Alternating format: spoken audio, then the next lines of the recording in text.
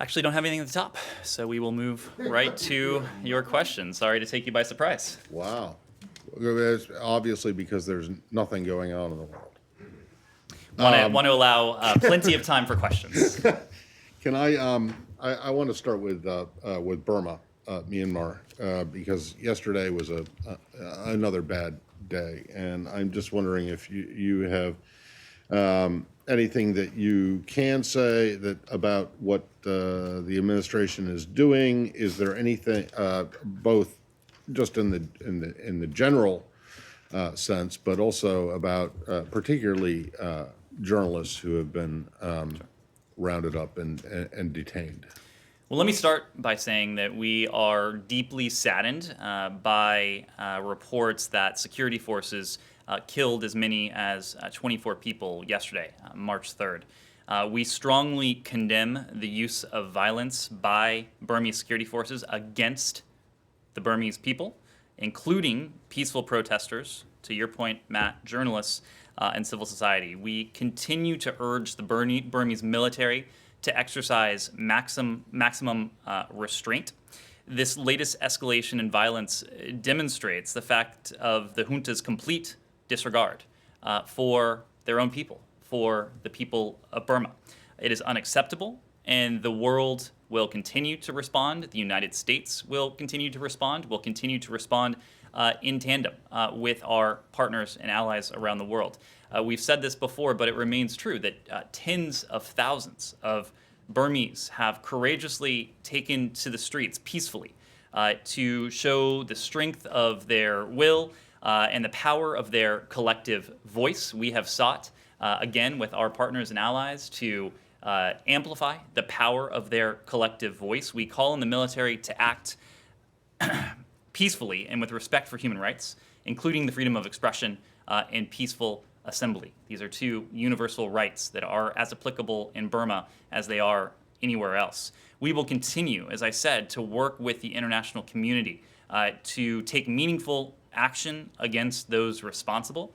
There will be additional action on the part of the United States. We support freedom of peaceful assembly, including to protest peacefully in support of the restoration of the democratically elected government. And Matt, you asked about the journalists that have been detained. So allow me just a moment on that. We are, of course, aware of the reports that the military has charged additional journalists with crimes. We are deeply concerned about the increasing attacks and arrests of journalists. We call on the military to immediately release these individuals and to cease their intimidation and harassment of the media and others who are unjustly detained for doing nothing more than their job, for doing nothing more than exercising their universal rights. We've said this before in the context of Burma. We've said it before in the context of other countries around the world. But a free and independent media, it plays a critical role in ensuring that people are able to make informed decisions. We call upon the military to work, to allow journalists to work independently and without harassment, intimidation, or fear of reprisal. As I've said before, we have taken a number of actions against the military junta, against the military leaders and military entities responsible for the coup and for related violence, including visa restrictions and asset blocking sanctions. We will continue and expand our efforts to promote accountability for the military's actions, including the detention of these journalists and the heinous violence that we've seen in Burma in recent days. Can I just get two very brief things on this, and then I'll move on, and then I'll stop. But one, and the Khashoggi ban, right, that obviously was related to Saudi Arabia. But is that something that you're considering using in relation to Burma because of what you've just talked about? And then just secondly, you mentioned twice that you're working with partners and allies. Well, what about countries that might not necessarily be partners and allies, specifically China? No, absolutely. Have you approached the Chinese about maybe them using their influence, whatever it is, with the Burmese military? So in terms of your first question, the Khashoggi ban, we did unveil this new policy of the Department of State and the United States government in the context of our response to the gruesome, heinous murder of Jamal Khashoggi. But a very important point, the Khashoggi ban is as applicable to Saudi operations as it is to those operations targeting dissidents the world over. The ban has global applicability for countries who would pursue dissidents, political opponents extraterritorially. So if it is appropriate, if it is relevant in this case, we will not hesitate to apply it. When it comes to China, let me first start by saying that, as you know, and as I repeated yesterday, we have worked since February 1st, since the United States declared the overthrow of the democratically elected civilian government in Burma to be a coup, primarily with our like-minded partners and allies. Our partners and allies in the Indo-Pacific, our treaty allies, institutions like ASEAN, our allies in Europe with the G7. But this is a challenge where we have sought to see to it that the world speaks with as close to one voice as possible. We have urged the Chinese to play a constructive role, to use their influence with the Burmese military to bring this coup to an end. As you know, Secretary Blinken has had an opportunity to speak to Director Yang. President Biden has had an opportunity to speak to President Xi. There have been a number of conversations with Chinese officials at different levels, and our message in all of those conversations has been consistent.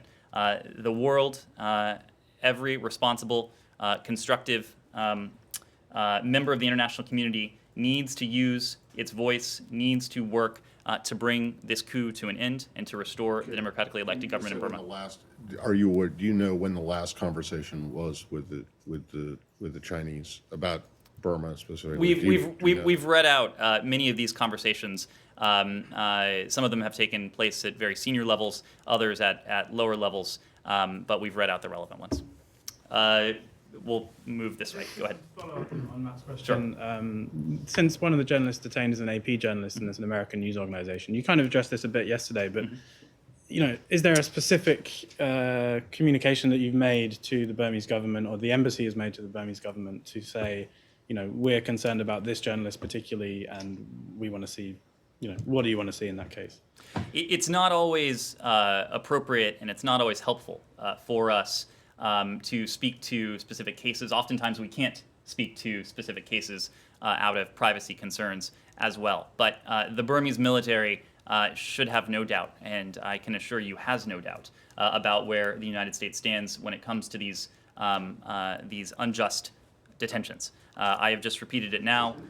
We have made it clear in voices that are certainly much more senior than mine from this government. And so there's no doubt when it comes to the Burmese authorities. Yes? Can I follow up on Matt a little bit?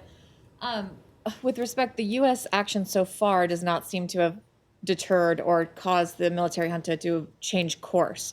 So what more do you think you could do when U.S. sanctions don't really have much of a reach there? And when it comes to China, let's say any other country, but China seems to have the most influence, is there a specific action you want to see from them? What action could they take that you think would have the most impact in turning this around?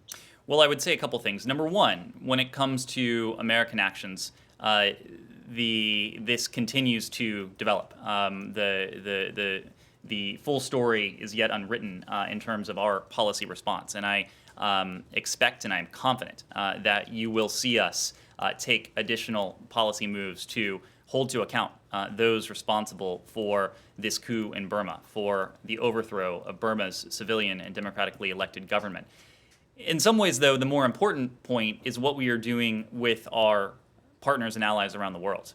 We know that as the most powerful country in the world, what we do matters. What we do will have important impact. But when we work with our partners and allies, working with them, cooperating with them as force multipliers, as the Secretary has put it, that we can bring to bear much more influence and sway regardless of the challenge. And that includes when it comes to holding to account those responsible for this coup in Burma. I mentioned this yesterday, but a couple of our close partners, including the Brits, the British government and the Canadian government, have announced sanctions, their own sanctions against Burmese authorities. We continue, Burmese military junta, I should say.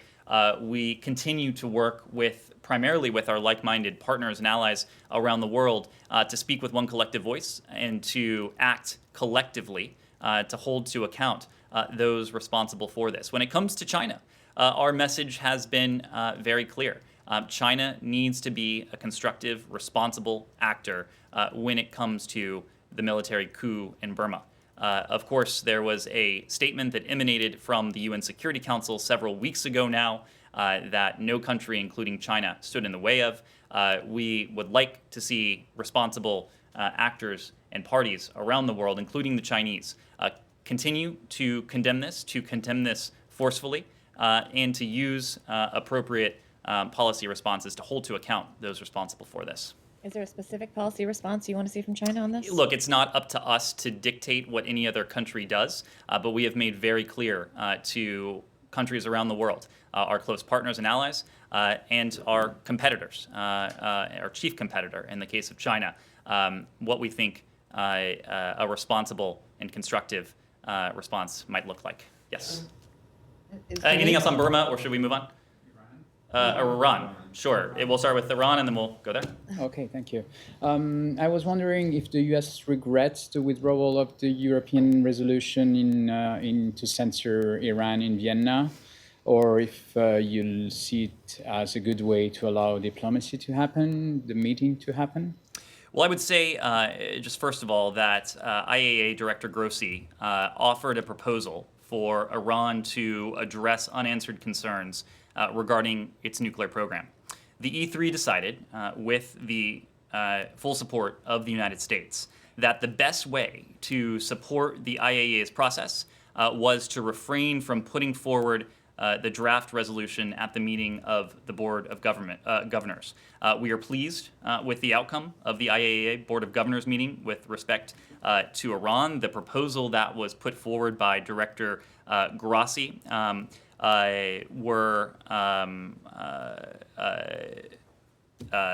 we supported the E3. We supported it. We also recognize that the Director General has put forward a realistic schedule, which we understand Iran has accepted when it comes to the next steps. And we will look forward with strong interest for Iran's willingness to engage in a way that leads to credible, concrete progress on these issues. Some French diplomats told us in Paris today that they are now quite optimistic that the meeting, including the US and Iran, could happen in the next couple of weeks in Brussels. Do you share this feeling? Do you have some feedback about that? What we've consistently said about this is that we are neither optimistic nor pessimistic. We are clear-eyed when it comes to our diplomacy, knowing that we are engaging in this with our closest partners, the E3 in this case, knowing that we have put a proposition on the table, both a strategic proposition, the shorthand for which is compliance for compliance. If Iran resumes its full compliance with the JCPOA, the United States will be prepared to do the same, as well as a tactical proposition. And that tactical proposition was one we first talked about last month, that if the EU put forward an invitation, the United States would be prepared to accept in the context of talks, direct talks with Iran and the P5+1. Again, we're not dogmatic about the format. What we are dogmatic about is our overarching objective, and that is to ensure that Iran is subject to permanent, verifiable restrictions that prevent Iran from ever obtaining a nuclear weapon. And just a quick last one. At such a meeting between Iran and the US, are you ready to negotiate a synchronized steps by the US and Iran to come back in compliance? Is that the idea? What we are ready to do... That's what Iran is waiting to know, if you're ready to negotiate synchronized steps.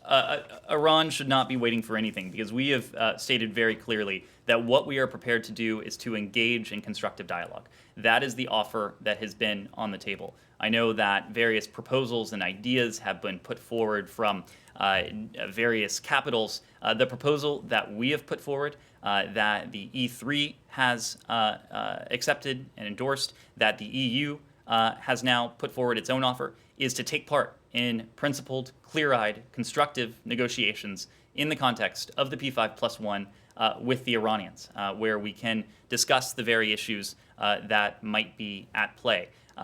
Again, if there are other proposals for formats, we are open to those, but what we are going to be rigid about is our recognition about what we seek, and that is very simple.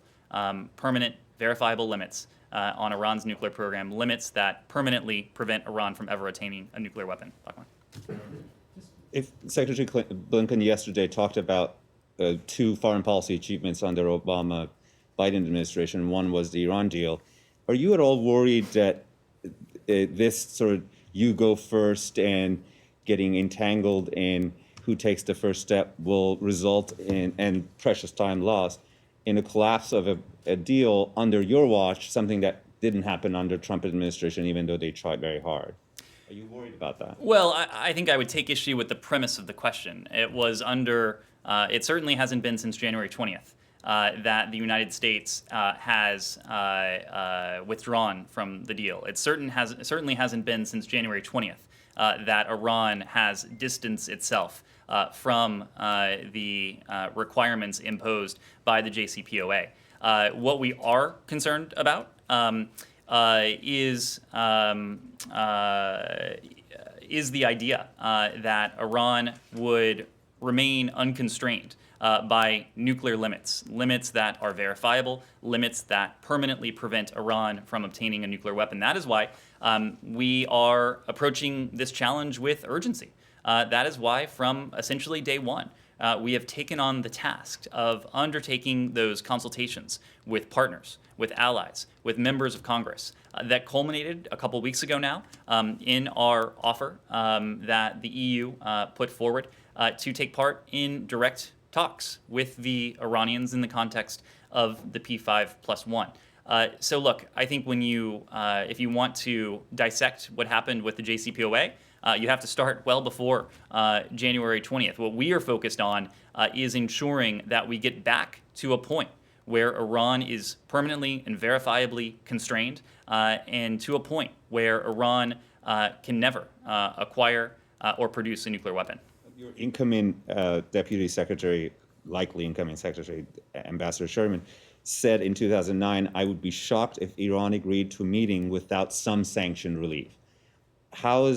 What makes you think that is not the case now? 2009 is very different from... 19, I'm sorry. 2009 is even before the... I'm sorry, I misheard you. Look, the point we have been making is the point I would remind you of, and namely that there have been various proposals that have been put on the table. We feel that the best place to address those proposals is in direct diplomacy with the Iranians that we are willing to undertake in the context of the P5+1. The EU has offered to convene these talks. We had accepted that invitation. I understand we are still waiting to hear from the Iranians. But all these questions about the details behind the strategic proposition that President Biden has put forward, this proposition of compliance for compliance, the best place to address that is through the context of diplomacy. And one last one on visa restriction, because absent in these conversations is the impact of the previous administration's policy on Iranian people. Other than sanctions, the Muslim ban has been removed, but a lot of other policies have remained, one of which is, Washington Post reported a few days ago, many young men in Iran are forced to do their military service in IRGC. And since the designation, there's a letter from U.S. Embassy in Dubai, in Abu Dhabi, telling one American who's trying to bring her husband to the United States that you did your military service in IRGC, therefore you cannot join your wife and your child. There seems to be a continuation of implementation of those policies under Trump administration.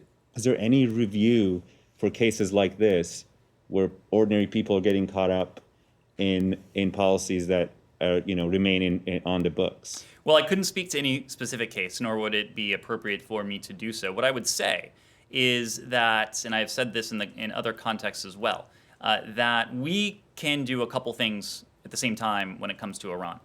We can seek to ensure, as we are doing, that Iran can never be allowed to acquire or produce a nuclear weapon, just as we put pressure on Iran's continuing support for terrorism and terrorist groups throughout the region.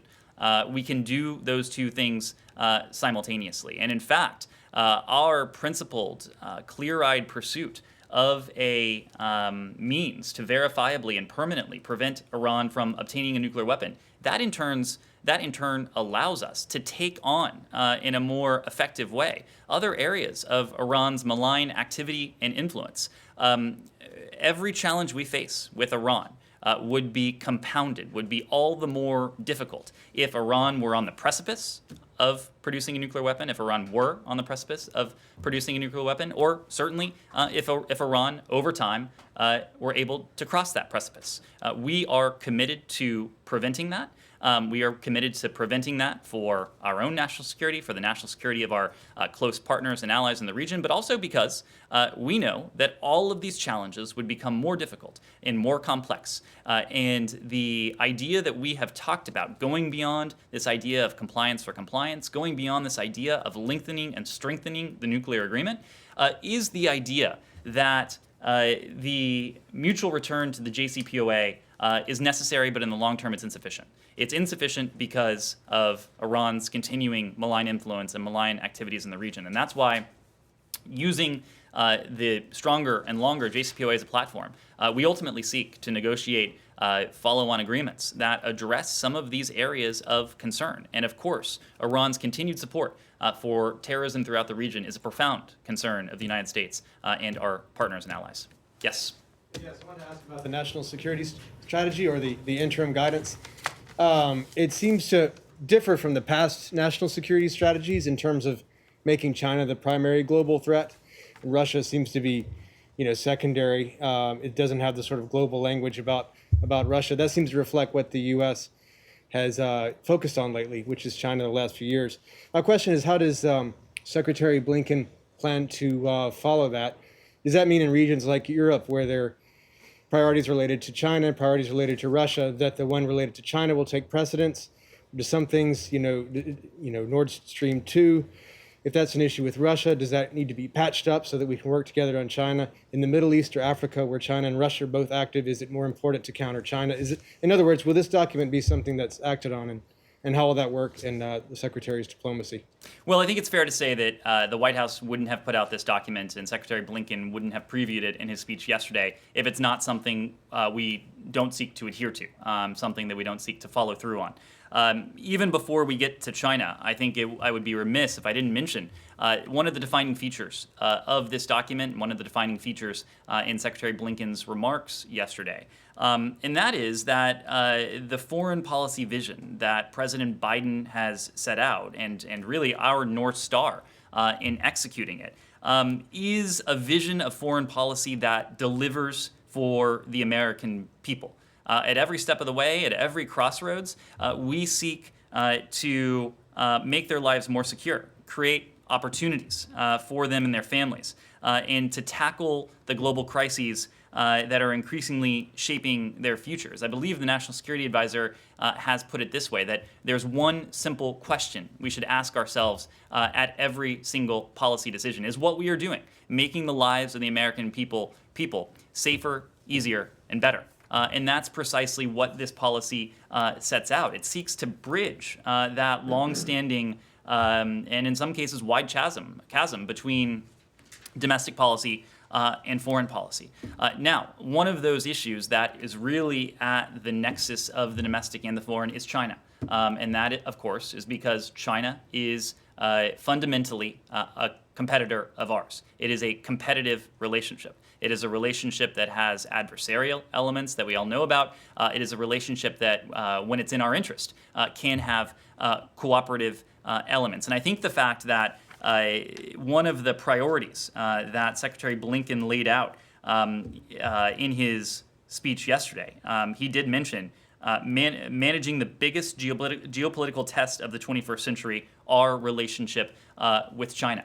You didn't see other countries enumerated on his list of priorities in precisely the same way, because China is a strategic competitor that crosses virtually every realm. The economic realm, the security realm, the technological realm, our shared climate, weapons of mass destruction, the Indo-Pacific region itself. And so it is a challenge, I think, that in many ways is qualitatively different from the other country-specific challenges that we have. Now, that's not to say that we don't face threats from Russia, and in fact, we do. We, of course, just this week spoke about our actions against Russian government entities for their grave violation of human rights of their own citizens. The Director of National Intelligence is undertaking a number of reviews into Russia's malfeasance, including its interference in our elections, the reports of bounties on American service members in Afghanistan, the SolarWinds cybersecurity breach. So we are clear-eyed about the threat that Russia poses, and Russia also seeks to gain influence in regions that are somewhat farther afield from the Russian Federation. But Russia doesn't pose or have the ability, I should say, to pose quite the same challenge that China does, given the way in which the China challenge transcends, I would say, these various realms in ways that other country-specific threats don't always do. So does that mean, like in Region X, when it comes to China, the secretary will follow the course that is most useful in competing with China in Region X, rather than whatever other influences? No, I think that the way to think about it is that the secretary or the president in region X, Y, or Z will pursue what's in our interests and what's consistent with our values. And in many cases, what is in our interests and consistent with our values will be to push back on adventurism on the part of Russia or China. But I would hesitate to apply a cookie cutter model to it, because each situation, each region is going to be somewhat different. What isn't different is that across the globe, we recognize this competitive relationship with China. Our strategy is one that seeks to compete and to outcompete with the Chinese across the board. And to what the Secretary said yesterday, to what the interim strategic guidance said yesterday, we do that knowing that we have these unique sources of strength that truly no other country around the world does. It's our values. It's our system of alliances and partnerships. But it is also our sources of domestic strength. What we bring to the table as the American people, from our innovation, from our creativity, from our vibrant economy. And those are sources of strength that China can't match, that Russia can't match, and that when we bring them fully to bear, that task of competing and ultimately outcompeting with Beijing becomes all the more achievable. Yeah, one of the things that Will mentioned in the first question was Nord Stream 2. And I'm just curious, there's another report today about yet more ships or another ship that was not sanctioned, but that is involved in laying the pipeline. And I'm just wondering, the Secretary is supposed to go up to the Hill next week to the House Foreign Affairs Committee. Are you asking a question, or are you looking for... I'm wanting to know if he's going to be able to tell them anything about adding additional sanctions onto. And I see Nick is standing up, but we still have a lot of other stuff to go through, including Yemen, Lebanon, refugees, and I also have a question on Bahrain. So maybe he should sit down, because you're going to have to go through all of this. We'll let Nick assume whatever posture he would like. So on Nord Stream 2, we have spoken about the report that we submitted to Congress in recent days. That report to Congress did detail the sanctionable activity of KVT Rus, an entity knowingly selling, leasing, or providing the vessel Fortuna for the construction of the Nord Stream 2 pipeline. It was the department's analysis and determination that the Fortuna was engaged in just the sort of activity that was prescribed in the Protecting Europe's Energy Security Act, or PISA. Now, of course, this is not the end of the story. Every 90 days, we are required to provide Congress with an update of our analysis and our determination of relevant and applicable sanctionable activity in the context of Nord Stream 2. So again, if we determine that other entities are engaging in sanctionable activity, as outlined by PISA, the congressional legislation, we will report that to Congress going forward. I believe the next report is due to Congress in May. PISA too. though. PISA, Yeah, but there's another one. PISA. Okay. PISA and PISA. please. Okay. My Bloomberg colleagues had a story earlier today saying the administration is thinking about sanctioning the central bank chief. Can you speak to whether that's the case, and also whether the State Department remains concerned about what appears to be, continued protests, obviously, but also concerns about corruption and embezzlement in Well, Lebanon? To your second question, we are closely monitoring the situation in Lebanon. We and our international partners, we have repeatedly underscored, both publicly and privately, the urgency for Lebanon's political leaders to finally act upon the commitments they made to form a credible and effective government. The United States supports the Lebanese people in their continued calls for accountability and the reforms needed to realize economic opportunity, better governance, and an end to the endemic corruption, much of which has fueled what we've seen in Lebanon in recent days. I wouldn't want to get ahead of things. I wouldn't want to preview or speak to any potential policy responses at this time. Thank you. Yes, follow. Sure, got you.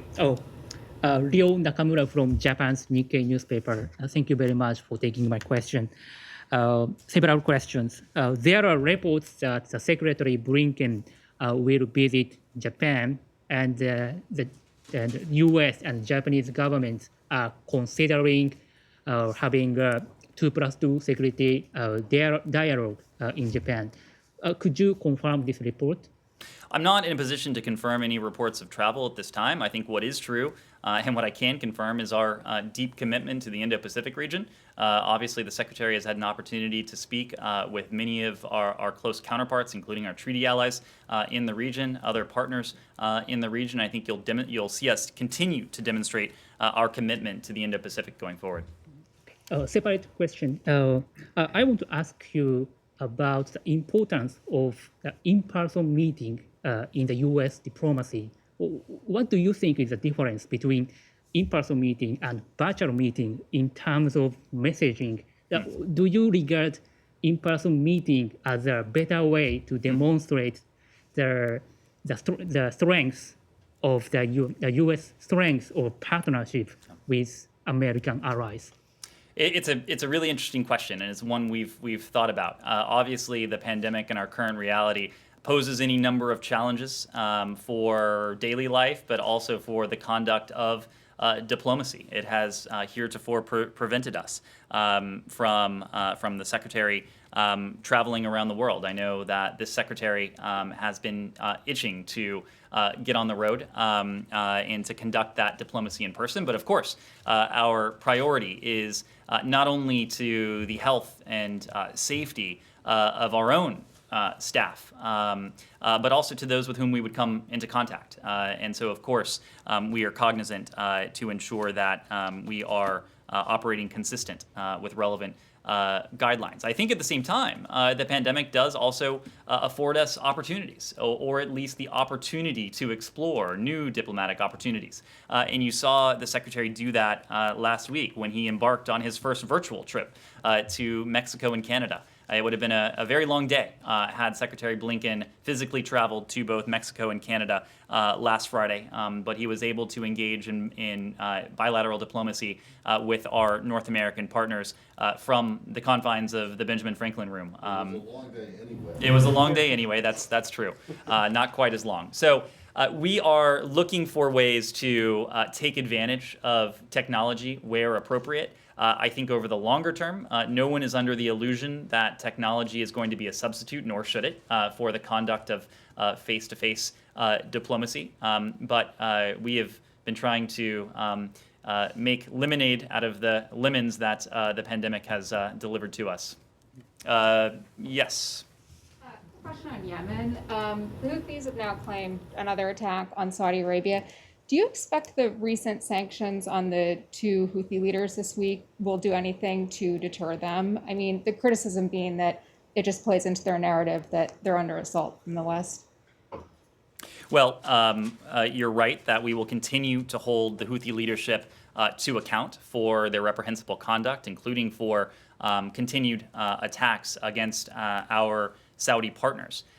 I think over the longer term, what not only the United States, but also Saudi Arabia and other countries in the region recognize, what we certainly recognize, is that there is not a military solution to the conflict in Yemen.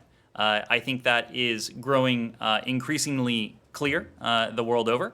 It is precisely why President Biden, in one of his first major national security appointments as president, appointed Tim Linderking as a special envoy for Yemen. It is precisely why Tim Linderking has been on the road for much of his time in that role, to support, in large part, what UN Special Envoy Martin Griffiths has sought to do. And so I think just as we continue to put pressure on the Houthi leadership, we are going to continue to work with all relevant parties to see to it that we can achieve a durable and a lasting, first a ceasefire and a durable and lasting political settlement. Ultimately, that is what will bring an easing of the humanitarian suffering to the people of Yemen, and what will also, I think, lead to a more stable Yemen and ultimately a more secure Saudi Arabia as well. Yes. A couple questions on Ethiopia. The Prime Minister's office announced yesterday that they are investigating what they say are credible reports of atrocities. Do you think that is enough? You've previously called for an independent international investigation. Do we think that is enough? Is it enough that they would conduct their own? Well, we have repeatedly engaged the Ethiopian government on the importance of ending the violence, ensuring unhindered humanitarian access to Tigray, and allowing a full, independent international investigation into all reports of human rights abuses. We also noted the commitments, the public commitments that the Prime Minister had made in recent days.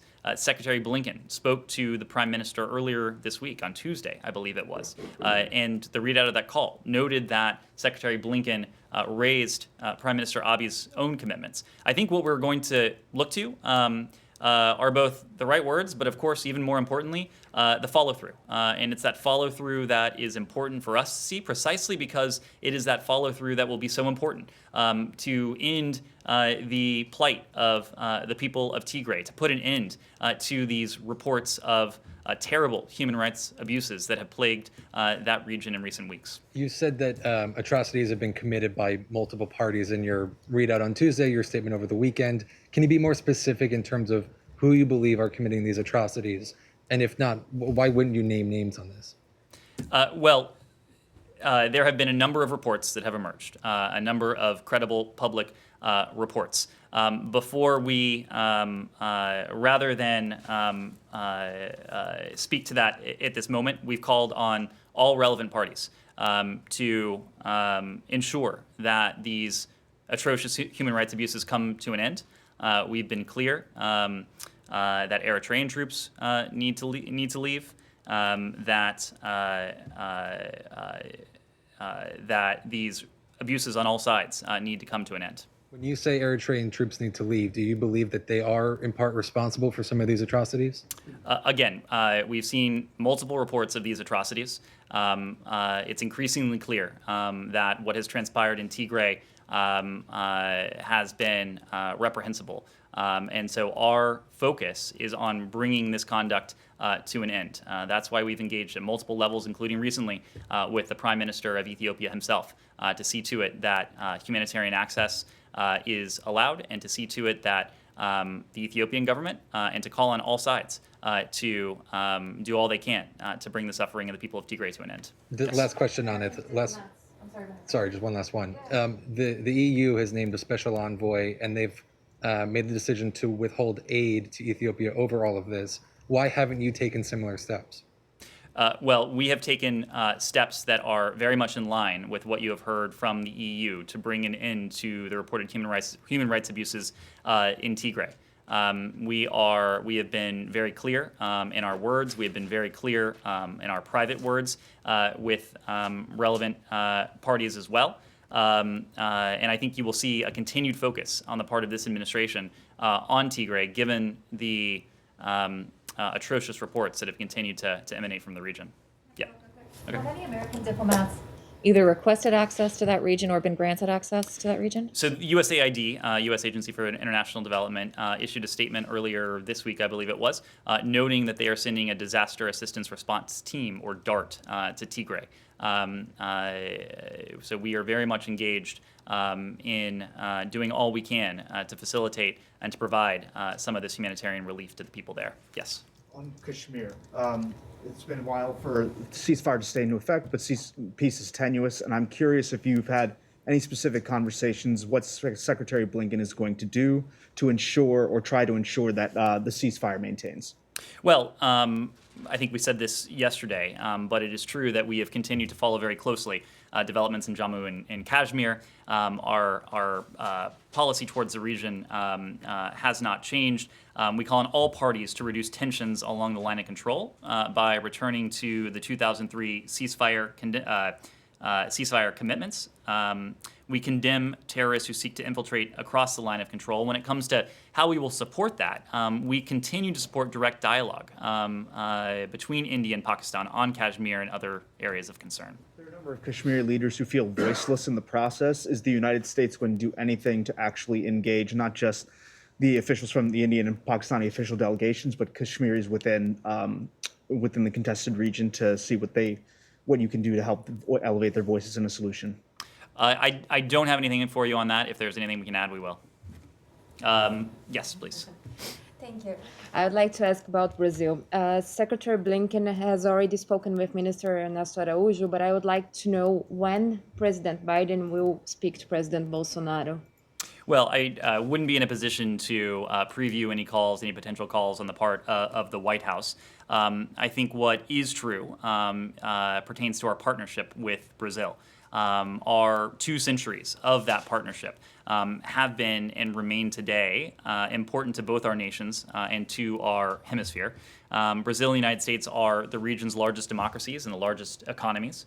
We share a commitment to democratic values. We work together to address the most urgent global and regional challenges of the 21st century. Our partnership is important to both our nations and to the entire region, in fact, and it's based on shared commitments to democratic values that, again, span nearly 2 centuries. But also, the Brazilian Foreign Minister said this week that President Bolsonaro will make efforts to attend the Earth Summit in April. So I'd like to ask, what kind of commitments does the United States expect from for Brazil to make during that meeting? Well, that is obviously for Brazil to decide and to announce themselves. I think what is true is that the President, Secretary of State, Special Envoy for Climate, John Kerry, they're focused on advancing action at home and around the world to reach net zero emissions globally by mid-century and to keep the limit of 1.5 degrees Celsius average temperature increase within reach. And in order to achieve that goal, partnering with Brazil is critical to effectively tackling the shared global challenge of climate change.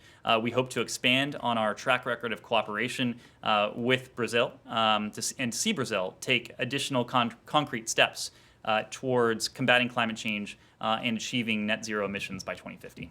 And just one last question, if I could. Does the U.S. government see the current state of the pandemic in Brazil as a threat? Well, we see the pandemic around the world, in every country, as a potential threat. And it is precisely because as long as the pandemic continues to rage, no one can be safe from it, as we have seen with the development of various variants around the world. Until the pandemic is controlled, until it is contained, we can't achieve our end goal of putting this pandemic to an end. That is precisely why, on his first day in office, President Biden re-engaged with the World Health Organization, recognizing that, again, this is one of those challenges that the United States can put a dent in, but we can't certainly solve on our own. It's precisely why you heard from President Biden of our $4 billion commitment to the COVAX facility, including $2 billion in the near term. Knowing that for the United States, in the first instance, we're focused on getting a safe and effective vaccine to millions of Americans here at home. But there's also a broader task, and Americans won't be safe. No other country will be safe as long as the pandemic continues to spiral, and that's what we seek to put an end to. Does the U.S. plan on helping Brazil with that, with vaccines as well? Well, again, we have been engaged with the international community. We have re-engaged with the WHO. We have made a substantial commitment to the COVAX facility in the first instance in the form of $2 billion. So we are doing what we can to alleviate this global pandemic. The WHO mission to Wuhan to investigate the origins of the virus. There's reporting in the Wall Street Journal today that they're considering not even publishing the interim report on that. At the time, you said that you were waiting to see the data. Did you ever get the full data from that team? And there's also calls today for a new international inquiry, basically start again because this one doesn't seem to have been given access in the right way. Does the US support that calls for a new inquiry? Well, we haven't seen the findings in question. Of course, aware of the report that the findings, that the interim findings won't be released publicly. What we've made clear for several weeks now is that we have deep concerns about the way in which the early findings of the COVID-19 investigation were communicated, and questions about the underlying process used to reach them. We believe, and you saw a statement from the National Security Advisor to this effect a couple weeks ago now, that it's imperative that this report be independent, with expert findings free from intervention or alteration by Chinese government authorities. And to better understand this pandemic and prepare for the next one, we know, and we've continued to call upon China to make available its data from the earliest days of the outbreak. The important point here is that it is not just about understanding what happened when it comes to the origins of this pandemic. It is about learning and doing, being positioned to do everything we can to protect ourselves, the American people and the international community against pandemic threats going forward. That's why we need this understanding. That's why we need this transparency from the Chinese government. Dan, I got two that I think you can dispatch with very quickly. One is on Bahrain. Yesterday, we've spent a lot of time talking about the Middle East in here. Yesterday, there was a letter that was sent to the Secretary by some human rights groups about the situation in Bahrain, which has not come up in this briefing. And I'm just wondering, one, if you are aware that the letter has been received, and secondly, whether or not it has been received or not, is the situation in Bahrain something that this administration is taking a close look at? And then secondly, on refugee admissions. There are reports today, there's one on CNN about refugees who were booked on flights to come, even including today, but because the presidential determination has not yet been sent to the Hill, they were basically removed from these flights. So I'm just wondering if you can update us on, one, if you're aware of these reports, and two, what, if anything, is being done about them. Thanks. When it comes to Bahrain, and we've made the point, which applies to Bahrain equally as it does any other country, that the United States, we bring our values with us in the context of every bilateral relationship. That includes with our close security partners. It includes with countries with whom we have a strategic partnership. I would need to get back to you as to whether the Secretary has received that letter.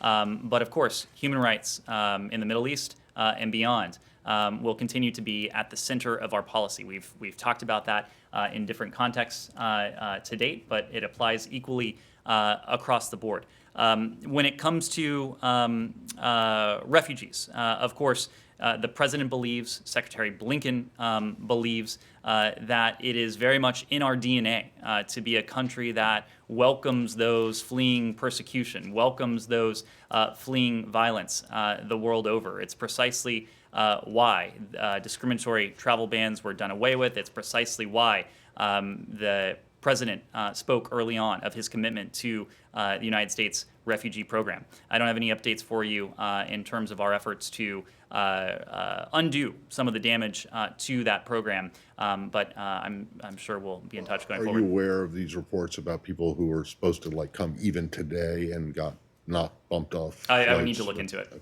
Thank you. Okay, I think we'll call it a day. Thank you very much. We'll see everyone tomorrow. Will you?